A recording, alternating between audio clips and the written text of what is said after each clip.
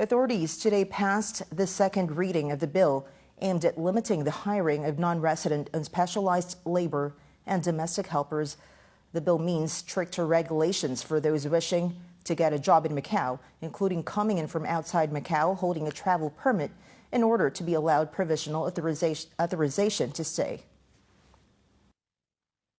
The Legislative Assembly today passed its second reading of alterations to the law regulating the contracting of non-resident workers, specifically focused on unspecialized labor and domestic helpers.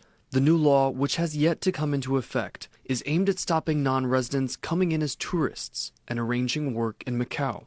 First, future employers must receive authorization from the Labor Affairs Bureau to hire a non-resident worker for the relevant job. They then can move to hire the worker individually or through a labor agency. Once the intent to hire is established, the future employer can make the request of the Public Security Police Force to take the preliminary step to authorize their stay in Macau, giving them the relevant information to emit a non-resident travel permit. Upon arrival in Macau, this travel permit is compared to their documentation, and if it corresponds, a provisional authorization of stay is issued, allowing the worker to immediately start working in Macau until the full authorization is granted. If the provisional authorization is not granted, the future employer is not liable for the costs of the return flight home. Also, during the authorization appreciation phase, if any inconsistencies are found, such as false documentation, the stay authorization will be canceled.